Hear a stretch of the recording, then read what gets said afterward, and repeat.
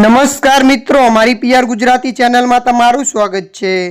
મોરબીના સ્વામિનારાયણ મંદિરના પટાગણામાં ચાલતી જિજ્ઞેશ દાદાની ભાગવત કથા સાંભળવા જતા વૃદ્ધા અને તેના પરિવારની નજર ચૂકવી કોઈ ગંઠિયો 80,000ની કિંમતનો સોનાની ચેન ચોરી કરી ગયાની શિક્ષકે ફરિયાદ કરતા પોલીસે ગુનો નોંધીને ગંઠિયાને પકડી લેવા કાર્યવાહી હાથ ધરી છે। પોલીસના સૂત્રોના જણાવ્યા મુજબ મોરબી રોડ પર હિતેશભાઈ રમેશભાઈ ડોલરે ફરિયાદ કરી હતી કે જણાવ્યું હતું કે સુરતમાં રહેતા મારા બહેનના સાસુ જિજ્ઞેશ દાદાની કથા સાંભળવા માટે ગયા હતા।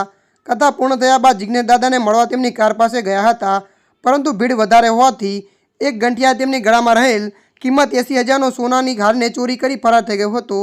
આ ઘટનાની જાણ થતાં તાત્કાલિક પોલીસ સ્ટેશને દોડી ગયા હતા। આ ઘટનાની જાણ પોલીસને થતાં પોલીસે તાત્કાલિક કાર્યવાહી હાથ ધરી છે।